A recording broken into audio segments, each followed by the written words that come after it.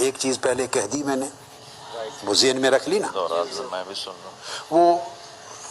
وہ ایک بڑی عجیب سی بات ہے، میں دہرا دیتا ہوں۔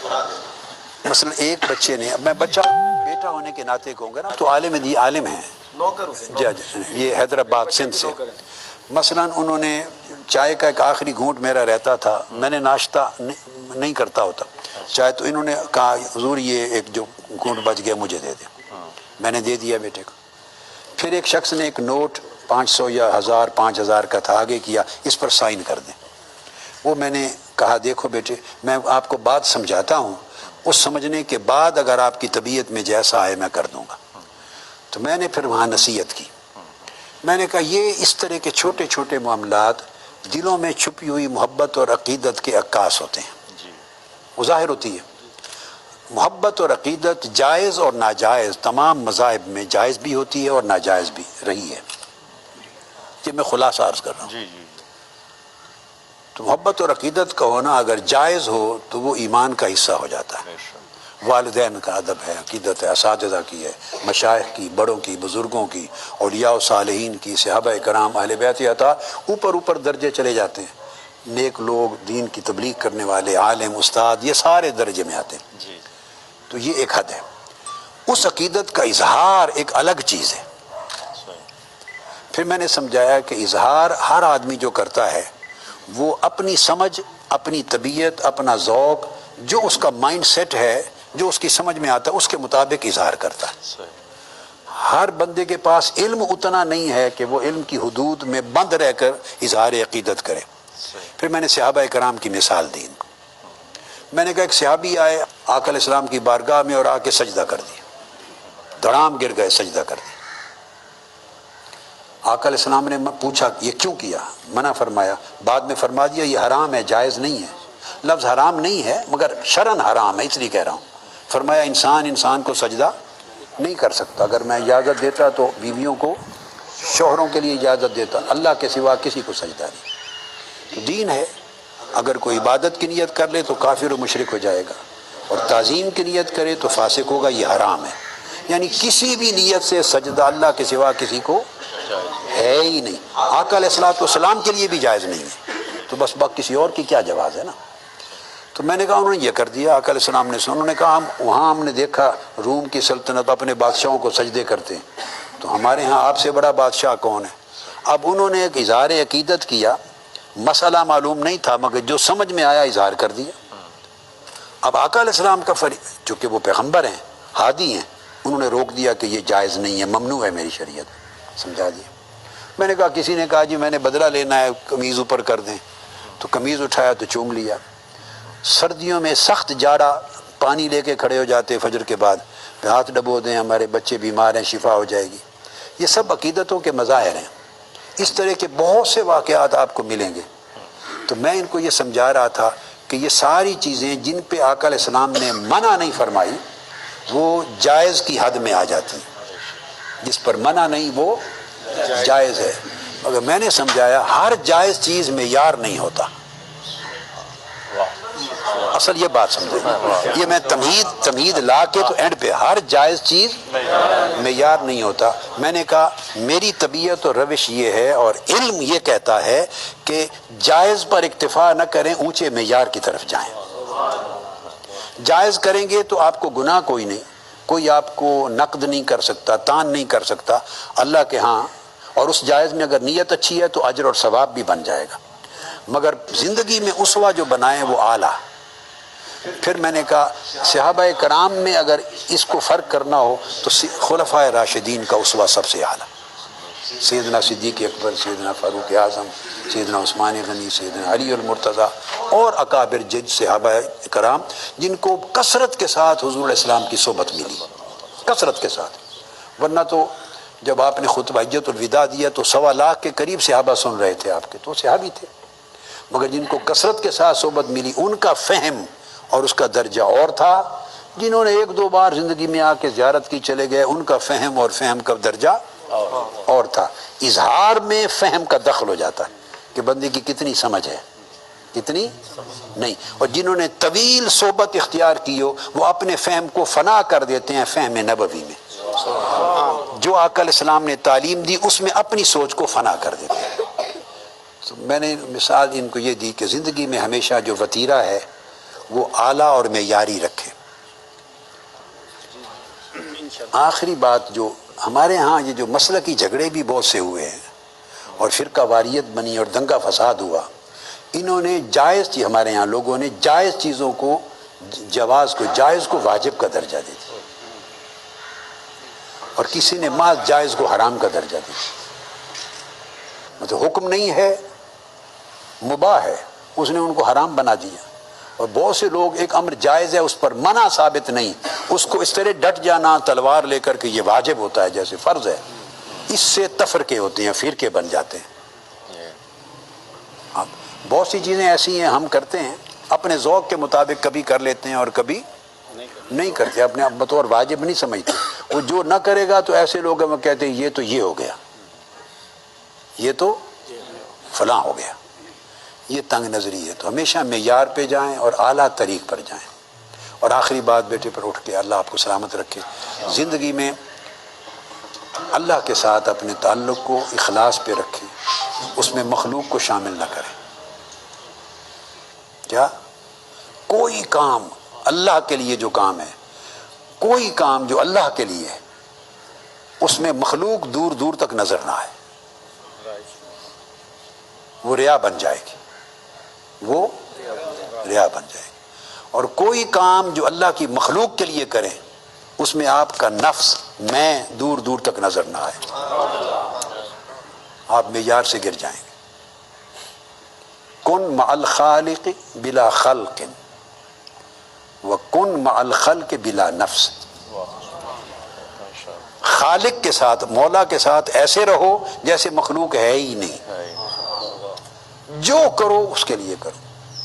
میرے پاس جی حضرت یہ ایک بڑی دلچسپ بات آ گئی، یہ ہم نے اندر تو نہیں کرنی تھی، اب ان کی نصیحت کے لیے۔ علماء کرام کا ایک وفد آ گیا میرے پاس، یہ بات 80s کی ہے، 1985 86 87 کے زمانے کی۔ ان میں کچھ علماء میری ینگ لائف کے میرے دوست احباب یا ملنے والے تھے، اب وہ عالم اور پیر صاحبان ہو گئے تھے۔ وہ وفد آیا تو مجھے کہنے، آپ نے سنی ہوگی یہ بات، تو وہ آئے، انہوں نے کہا کہ فلاں دارالعلوم میں، لاہور کی ایک بہت بڑی جامعہ ہے، تو اس دارالعلوم میں ایک اجتماع تھا، پھر وہاں علماء اکٹھے ہوئے، بڑے بڑے اکابر، ان میں اب اکثریت وفات پا گئی، پرانی بات ہے۔ تو انہوں نے کہا کہ میرا نام لیا بھی، ان کے پاس کوئی اسم اعظم ہے، یہ وہاں اجماع کیا انہوں نے آپس میں۔ اجماع بھی جیسے ہر گلی کے بعد مولوی صاحبان اجماع کرتے رہتے ہیں، ہر بندہ جو مولوی جو کہتا ہے وہ کہتا ہے اس پر اجماع امت ہے، نہ اس کو اجماع کا پتہ نہ امت کا پتہ، وہ خود ہی امت ہے، خود ہی اجماع ہے، خود ہی دین ہے، جو اس کی نہیں مانے وہی کافر ہے۔ اس لیے ہم نے جنگ لڑی ہے فتنہ تکفیر کے خلاف ساری زندگی، کسی کا حق نہیں ہے کسی کو کافر بنانے۔ صوفیاء، ہم صوفیاء کے مشرب کے لوگ ہیں، صوفیاء مسلمان بناتے تھے اور تم آج کافر بناتے ہو۔ وہ اسلام میں داخل کرتے تھے، تم اچھے بھلے مسلمانوں کو اسلام سے خارج۔ اس لیے ہم نے اس کے لیے آپ کو پتہ ہے 35-40 سال جنگ لڑی، مگر اللہ نے کامیابی دی، وہ زبانیں بند ہو گئیں، ابھی پھر کچھ عرصے میں چل پڑی۔ وہ ہوتا رہتا ہے، اس طرح کی سوچ جو ہے وہ خارجیت کی سوچ ہے، وہ خارجیت کی سوچ ہے۔ وہ پہلے حضرت مولانا طارق جمیل صاحب کے لوگوں میں داخل ہو گئی تھی ایک زمانے میں، اب وہ ادھر ہمارے والے لوگوں میں داخل ہو گئی، برابر ہو گیا کام برابر ہو گیا۔